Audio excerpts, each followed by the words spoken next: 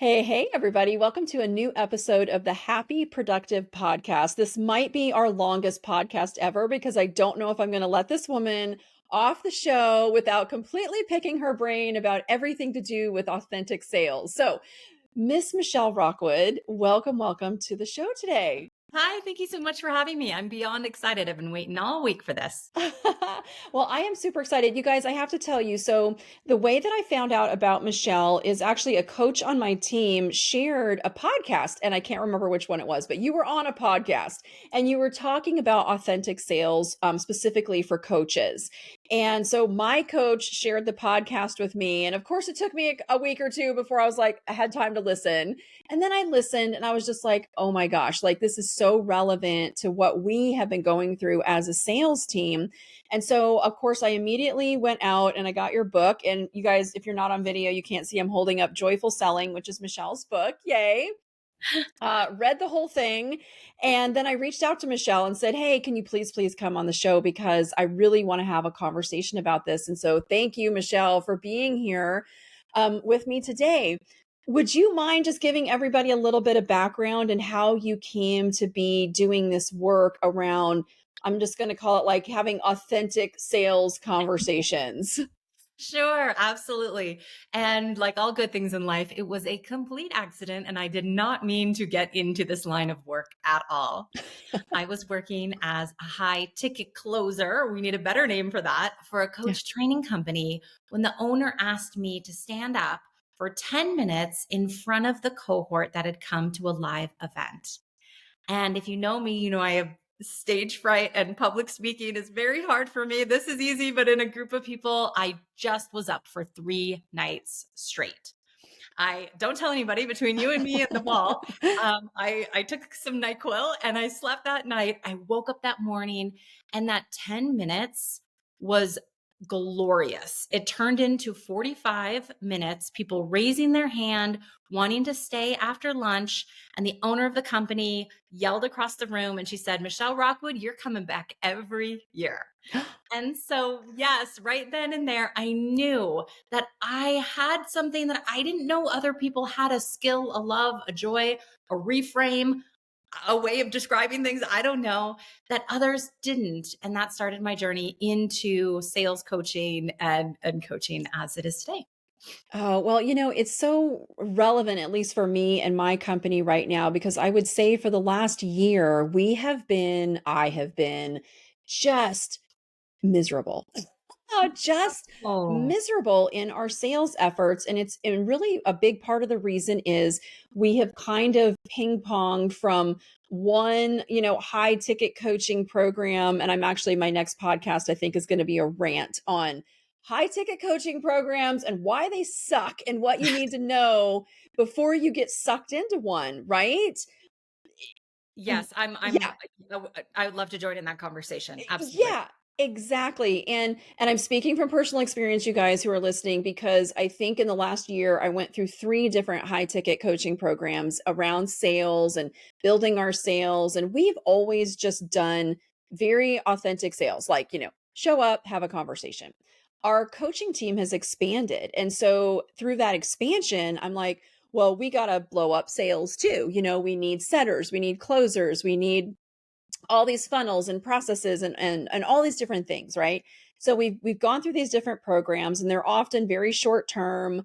They, if they even have a guarantee, it's so heavily weighted and like no matter what you do, it's your fault if you don't get like, benefit from their brilliant program. Yes, And then yes. they kick you out if you don't want to spend a whole bunch more money. And it's just so frustrating. Not that there isn't some value and I didn't learn, I absolutely did, but have spent a lot of money on just trying to do this whole sales process. And so when I started like hearing your podcast and reading your book, and you were talking about the difference between masculine sales energy and feminine, and I was like, oh my gosh, like all these things I've been learning have all been from these programs that men are doing. I love men. I'm not bashing men. I'm not. And all very good stuff, but it's like it's this aggressive approach and it isn't working for us at all. And just like when I started listening to your stuff, I was like, oh my gosh, well, no wonder it's not working because we're a team of women. all coaching. Absolutely. And we're a team of really good women all coaching. And so talk to me a little bit about like what really is the difference between a masculine sales approach and a feminine sales approach. Jennifer, first off, I'm so sorry that you're having that experience, I have to say, and it's really, really common, and most people run for the hills screaming and they never look back. Yeah. So, congratulations on going, okay, there's a different way for us, and we're going to figure out what that is. And I think this is one of the problems is that this way of selling isn't right or wrong, and it works. Yeah. But often for women, it doesn't feel right. It's not quite in alignment, and there isn't the flow that we love in our businesses, in our lives. And so when you're doing and implementing a system that makes your stomach churn a little bit, it's harder to put it into place and to execute it. And making sure that we feel good is really, really important when it comes to sales. It's actually the number one. So right off, we're starting, with a disadvantage. Jennifer, I had a coach once and she looked me in the eyes and she said, Michelle, you have a really masculine sales energy. And I got hot all over from head to toe. And I said, just what you're saying now, what is that? What does that even mean? Is this an insult? Is it a compliment?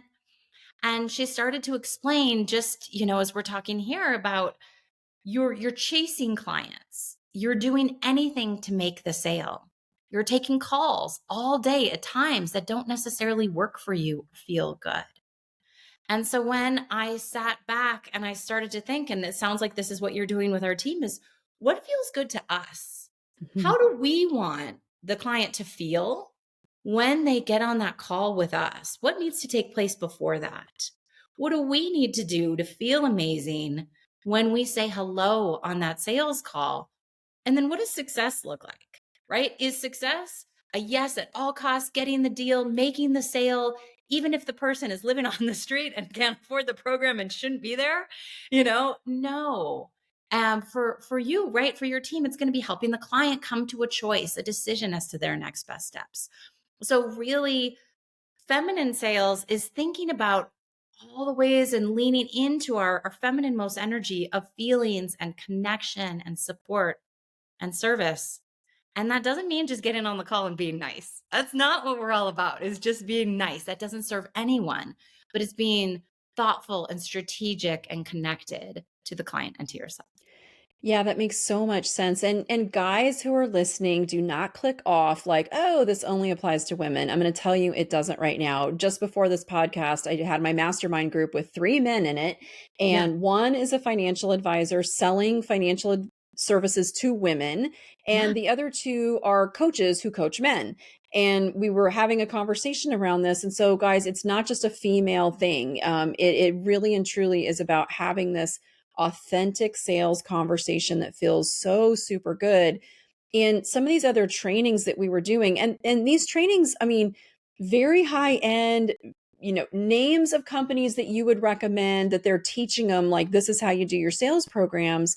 And I found myself getting so frustrated because I would get on a sales call and literally the whole time I'm trying to like, what's the next question to stay ahead of this person, to Mhm. twist the knife on their pain, to create this sense of urgency so that I get them to like buy, buy, buy right now. And like I couldn't be present. And that's not how I coach. But it's like you go through these training techniques and they're teaching you to do things so you can be better at sales, but it's literally it's so disconnecting you from the present moment, the conversation you're having. And there's I gotta believe that there's a reason why, an average close rate, the industry average is 20%. You got to have 10 calls to close too, because so many of those calls, you're just so disconnected and it just isn't a very good feeling experience.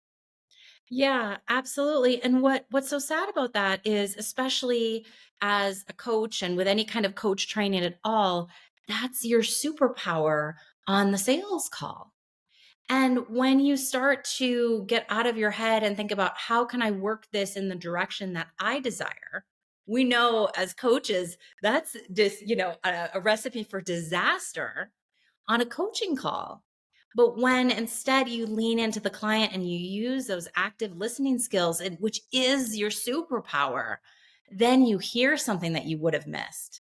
That they've actually come to the call because they want to connect to their grandkids, or they've come to the call because their spouse made them. You catch something that you wouldn't other if you're following a script or a really, really tight framework. You don't have the core skills to really listen and support the client 100%. Yeah, it makes so much sense. And so, can you give everybody who's listening, especially if you're intrigued and you're like, wait a second, I could have a sales conversation I actually enjoy? Yes, you can. And so, talk to me about like just high level, what does a conversation look like using like your more authentic, open approach versus maybe a typical sales conversation that you may have been trained in a different method? Yeah, absolutely. Well, first off, we're going to make sure that the people getting on the call aren't being tricked, right? They know exactly why they're there. They know exactly what to expect, and we've set them up for success. So this beginning part of the sales cycle is actually overmissed by companies that are doing millions and millions of dollars in sales. They book a sales call and there's nothing leading up. So we want to make sure that the client feels settled, ready, and excited. You haven't booked the call 2 weeks out, right? There's all these little nuances because our minds are silly and we get distracted. We want to make sure they feel really settled and ready for the call. And then we want to host a proper and aligned sales call. And that's making sure we're checking in with the client at the beginning of the call. We're setting an intention to make sure we're both in the same place and we have the same goal. And one thing I think, Jennifer, a lot of times people miss is getting into rapport with a client is so important. And that's not just connection. Hey, you're a coach, I'm a coach. Hey, you're in sales, I'm in sales. But, Jennifer, I know, and I learned before this call that you're into horses, Oh, right? yes. Yeah. Yes. And Uh-huh. so and I'm also into horses. I'm going to accidentally inherit a horse here coming up in a month, right? Oh, yeah. That would be how I'd open a call with you is I'd take that extra minute to listen to your podcast, to read some of your blogs, to look over, I don't need to be stalker weird and know the name of your children or anything like that. But hey, Jennifer, I heard that you're into horses. Like, are you going to the barn today? And so we Yeah. connect. And what's so important about this, though, too, is that I actually care about you. And I wonder, I'm truly curious what kind of horse you have, how long I have all these things. If you don't truly care and you're not truly interested in the other person and you're just looking to get the sale and move on to the next thing, they'll feel that. Yeah. And so that's when you're going to need to do the higher volume. But if you truly care and you're truly interested, you can slow down, work smarter, not harder, and have that connection with the client and move forward. Yeah, I love that so much. And it's interesting when you're like, "Hey, so you're into horses." Like, literally, you can feel a physical shift, and it's like, "Sold, check." Just because that little thing of, like, rapport. Now we have to be careful, Michelle, or we could talk about horses the whole rest of the time I know today, and we we're here to both talk want to about go. sales. But, it's so true that it's like, wow, this person took the time to learn a little bit of something about me, and it really does just connect you as human beings, I think, at a core basic level, and now it's kind of sets you up to have a real conversation. And if you skip that, you'll get to the end and they'll say, let me think about this. This sounds wonderful. This is just fantastic. And then you wonder what went wrong? What did I Yeah. miss? Right? But there wasn't that trust and that human next to them that got them. So each of these steps, I always whenever I'm teaching, I'm like, this is the most important step. I'm so excited. You've got to get this one because they're all really vital. If you move on and you share what it is you're offering, without truly understanding the client's challenges and their needs, really understanding to where you get it and you feel it in your gut and you confirm it with them. Now it's time to ask, would you like to learn how I help clients with this? Because if you can't help them and it's not a right fit and you make the offer, your heart's going to be wounded a little bit. Yeah, it Yeah. sounds silly, but we're going to get this little nick. Yeah. And we don't want to make offers to people who we don't know 100% in our guts that we can help them. We're not just here to make offers for fun. We're here to make offers to people who want to buy what we have. And Yeah. so we're showing off in this conversation how we're going to work together. I'm not just Mhm. going to show you the shiny object, tell you what's worked for other people. We're going to take time when we work together to figure out what's right for you. And so you're demonstrating that in the sales conversation.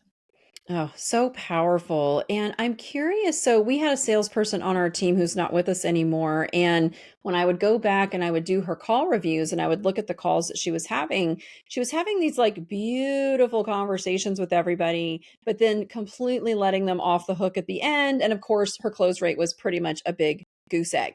And so, I'm curious because you said something really important at the beginning of that's not about just being nice. So, can you speak a little bit to like, okay, the a beautiful conversation, but we are also there to sell. And so, how do you help somebody kind of transition from like that conversation piece to where now I actually do need to tell you about our products or services, and then if it's a good fit, like move to that next step? Jennifer, spot on. And you nailed it with this question. And this is where women can need to lean in more to the masculine a little bit. Mhm. We want to care for somebody in a sales conversation. We want to be in command of the call, not in control. And they need to feel safe and held. We're not their pal. So, and you said in the beginning, and I'm so sorry, but you said we want to just show up and have a conversation. That's what we do. And that's not what we do.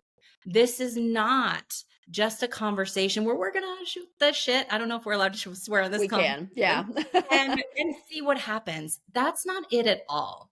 It's really having boundaries, a fierce, your 45-minute sales call. You're bringing them through a process like a dance, though, Mhm. and you're taking their lead and you're going back and forth. I have this. Can I tell this Yeah. little story? Because I think it brings this point home. When one of my first sales jobs was at Nordstrom's selling shoes on Michigan Avenue in Chicago, at the big fancy Nordstrom's down there. And I was horrible at it. And it was a commission job, and I was just stinking so badly.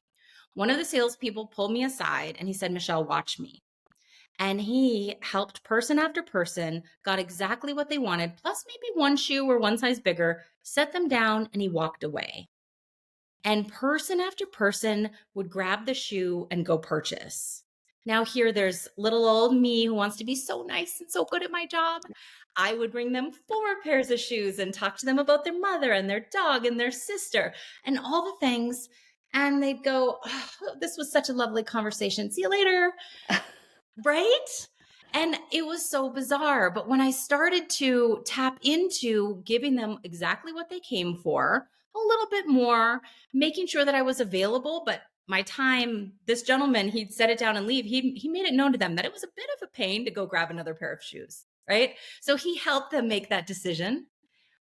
I became like salesperson of the year. I made so much money. I took the summer off and went to Europe. Like I couldn't believe how much money I was making in college. And so that just goes to show you if we just shift slightly and we want to tap into that feminine energy and be lovely, but that does not mean that we're taking calls whenever we want. We're getting all the shoes somebody needs. We're helping them out and serving and supporting them, and sometimes that also means kicking them in the butt and telling them Mhm. it's, here's the time to take the next step. I'm going to go ahead and cut you off. I want to make sure we get to the meat of this conversation. Thank you so much for sharing, that sort of a thing. So absolutely not. We are not showing up and just having a conversation. You want to have a framework, but also the skills to really lean into those, the listening skills and your energy that you bring to the call.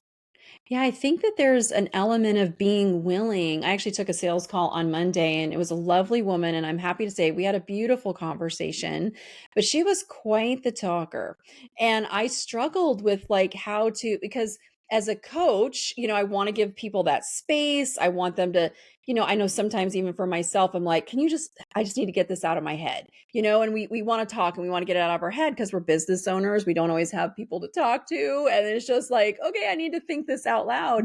but, like, trying to find that balance between being a coach and giving them a space and letting them get it all out versus a sales conversation where you do kinda need to rein it in a little bit, and I'm sure there's somebody else out there who struggles with this of just like an authentic way to kind of like cut them off and redirect that conversation back to the sales conversation. I don't know. Can you speak to that a little bit? Absolutely. So what you want to do here, and it's really simple, Jennifer, I'm going to get coached now, you guys. say their name, Yes. just like I did for you. You're breaking rapport. And Okay. when you say their name, that's going to get them to pause. So them rambling off and off, I say Jennifer. If you keep rambling, I'm going to say your name again, Jennifer. And right there, they will pause, and then you've taken back command of the call. Mm. So it's this really simple thing. Just try it and pause, say their name, and go, I'm going to go ahead and pause you there. And what I want you to do is to redirect them back to we're not coaching the client around the problem that they have. We're coaching them on a sales call around the decision to get support around that problem. Mhm. So that's where it's different. If you start talking about the problem itself and different solutions and what's really going on, we don't want to go there. We want to back it out big picture to that 30,000 foot and really coach them on the around the decision to get support.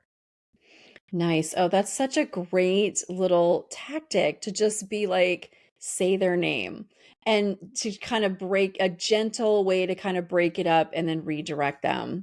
They will really appreciate that actually, Mhm. because somebody wants to be reined in. They want to know that you are strong enough, especially as women, right? Don't you love it's actually I think why I fell in love with my husband is nobody would shut me up and they'd kind of do whatever I wanted. And he was like, yeah, we're going to do this. Go ahead here. He was right. He had his own boundaries, which was attractive. And that's attractive to somebody when they have the confidence to ask you to, I'm going to go ahead and let's put a pin in this because I really want to make sure I honor your time and mine. And I want to understand what brought you to this call and really where, you can redirect the conversation.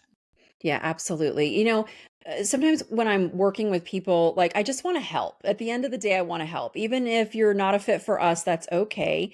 And so you do, though, sometimes talk with people that are just, you want to help them, but they just truly don't have the financial resources. The person homeless living on the street just does not have the financial resources. And in a situation like that, like, how do you handle that? Do you go ahead and direct them somewhere else? I mean, obviously, in some of these other masculine approaches, they would just try to sell. They're like, go max out your 401k. Like they'll tell them all kinds of things. Do you have 14 credit cards we can spread this out on? I personally am not doing that to somebody. If I wouldn't business coach them on making a decision like that, I'm not going to tell them to do that on a sales call. But what's a great way for people to actually still help, even if they're not a good fit or they truly just don't have the financial resources for your program? Okay. So a couple things there is that what somebody can and can't afford is none of your business. And I say that with Mhm. love. Mhm. So a lot of times, especially these dudes, and I love you men, I love you. They're all about profiling the prospect for what they can and can't afford. And Mm. it's ridiculous.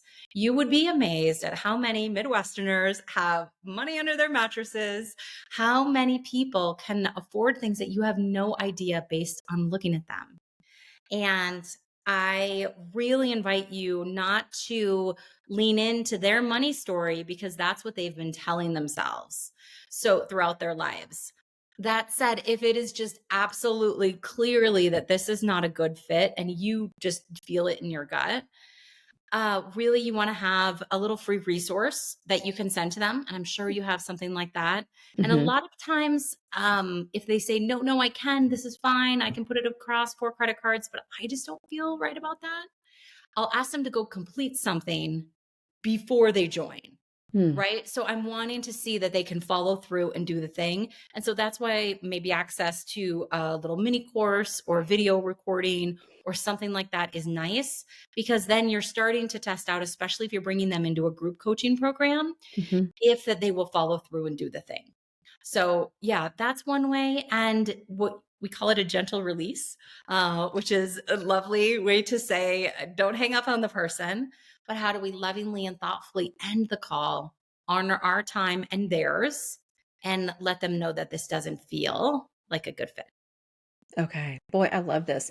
It's interesting to me after I read your book and had a very different sales call on Monday. I don't know what today is, Wednesday, Monday. Um, like I felt myself starting to love sales again. I've noticed over the last year, I've been so frustrated with it by all these things we've tried that just haven't really worked very good. Um, and it's interesting because it's kinda like just going right back to how we've always done things of just, like, get on the phone and have a great conversation, but also a directed conversation, but it's just started to help me, like, feel like, "Wow, you know what? I actually really do love the sales process because I was feeling like I didn't." And so I know there's people out there who are listening right now who are just like, "I hate taking a sales call." And so what do you have to share with them of, like, can this be a process that somebody who hates sales actually enjoys doing? Yeah, yeah, 100%. Yes, it can. And when you start to think about I want to ask you why and what about the sales call are you not liking? Because oftentimes when we don't like something, we feel ill prepared and unsure of what the next step is. And so often people will take a marketing class. They will figure out how to get leads galore. They will go to conferences and all these different things. And they're really doing all these things to avoid the sales call itself, the very thing that will bring them business, because they're unsure of what to say on that call. So I really recommend before you do anything in your business that you learn the sales conversation because the energy you will put out will be completely different in your Facebook posts, in your LinkedIn. When you go to those networking events, you'll be like, "Oh, let's jump on a call. I'd love to talk. Tell me, that's something you're interested. Let's do it." Because it's such a joy-filled process and you do need to work at it. But Jennifer, it's so close to where you were, where you started. It's like right there. Mhm. And so when you start getting too far away from where you started and who you are, that's a sign that that program or that method isn't quite right for you. It should be like right here, right? Just a little framework and tie it up. When I start working with a client, I love to listen to one of their sales calls Mhm. because I don't want them to go learn this whole method if they don't need it. They might just need to modify how they're presenting the opportunity or right or how they're pricing their program. It might be one teeny tiny thing that's off. And I've taken so many calls and I've reviewed so many that I can hear it right away. And so it's really fun to be like, hey, just ship this one thing, nothing else. Don't do any of the things. Let's see what happens. And just make these little tiny shifts. It's so interesting you say that because last year we had a great closer who was working with us, lovely, lovely human being. And she came in and right out of the box, I mean, she was just killing it. She was just closing sale after sale. She was having these beautiful, authentic conversations. And then she wanted to increase her close rate. And so she went and she enrolled in a sales training program. I don't even know the name of it. It was completely outside of the company. She just did it on her own. And what happened over the next couple of months is that her close rate just nosedived. And she didn't want to believe that it was this sales training, but I kept saying, I'm like, wait a second, like you did really good before. And now it's like you can't close anything. And I really and truly 100%, I'm just like, you did the sales training where they're changing their how you have an authentic conversation, all these different tactics. Oh, we need to like give them 12 case studies on the call, like overwhelm them with testimonials. I'm like, no, that's not what it's about. And she's actually not with us anymore because I just don't think she was in a place where she could really even fathom the concept that what you just learned in the sales training was actually hurting you.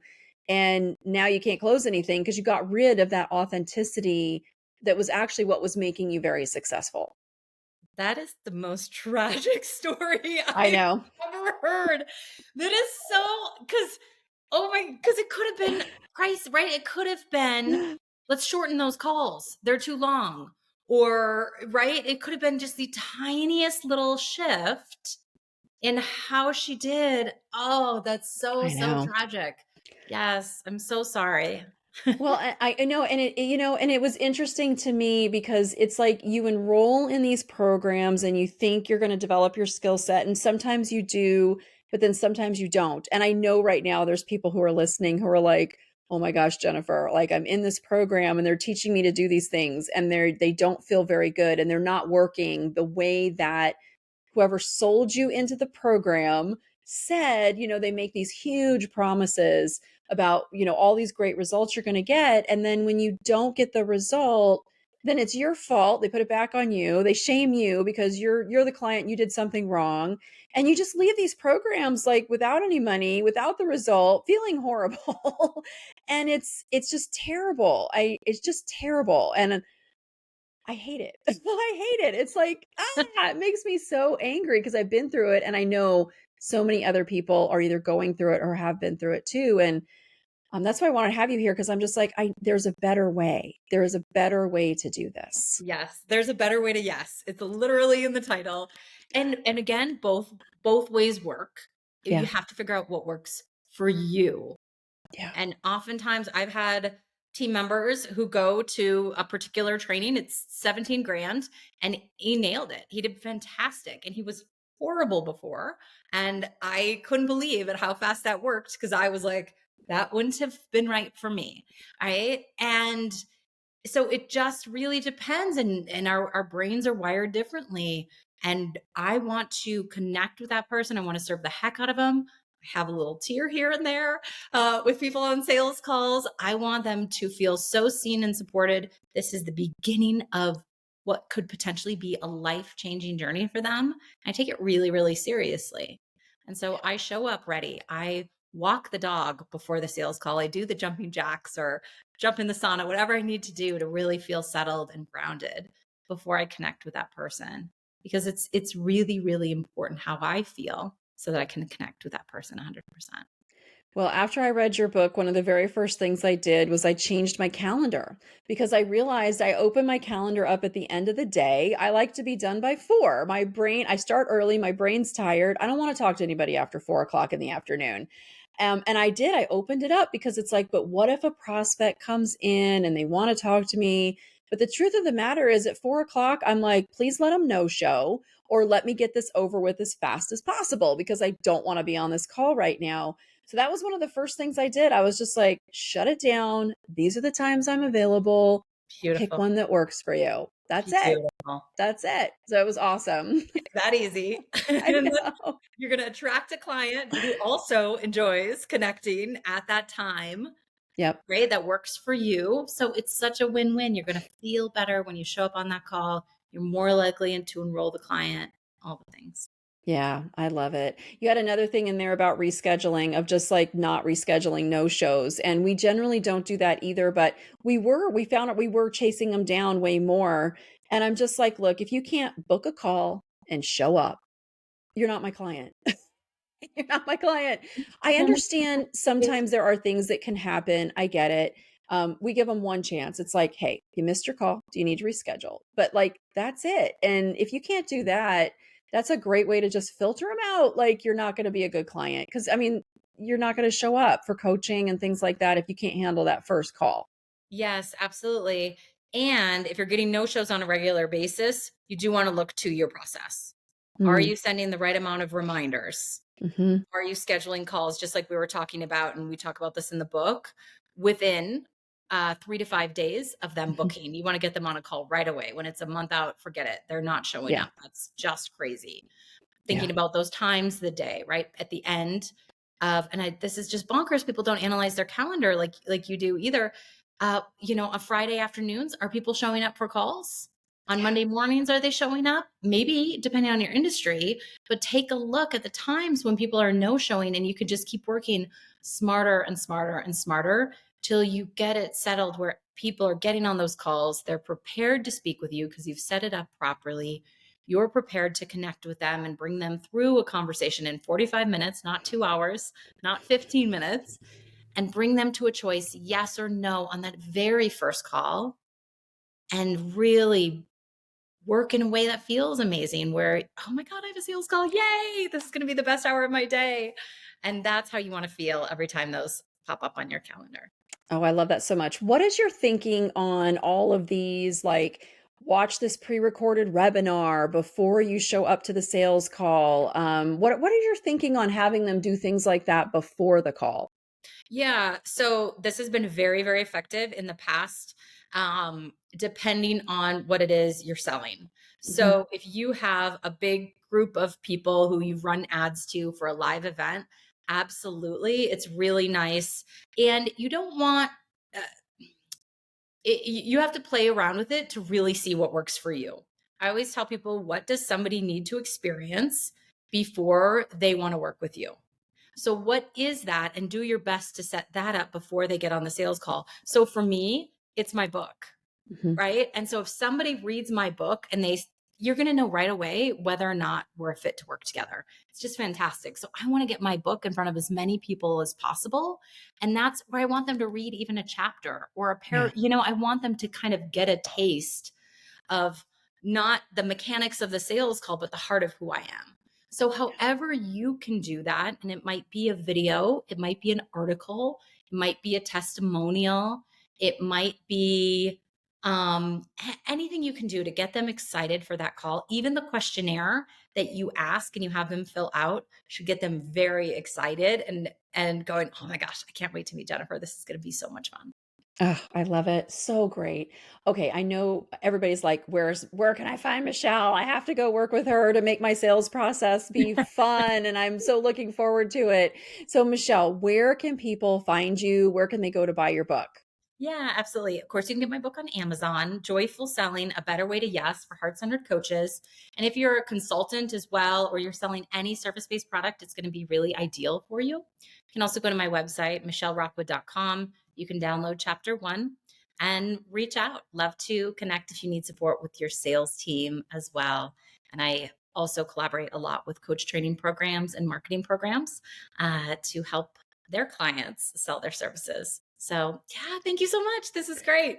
Very nice. Thank you so much for being here, Michelle. All right, you guys, go out there, grab her book, Joyful Selling. We will put all the links, of course, in our show notes as well. I really hope that you guys enjoyed this episode. And one, I hope that you stop falling for all of these like inauthentic sales practices, number one. And number two, I really hope that you can take the information from today and use it to make a sales process that just feels so good and so yummy for your own business, and that you can really just create a situation where your clients love it, you love it, and it just feels like a win-win, and maybe even like rediscover that love for sales again. All right, you guys, thank you so much for being here today. That's it. Get out there and have a happy, productive day, y'all. Bye.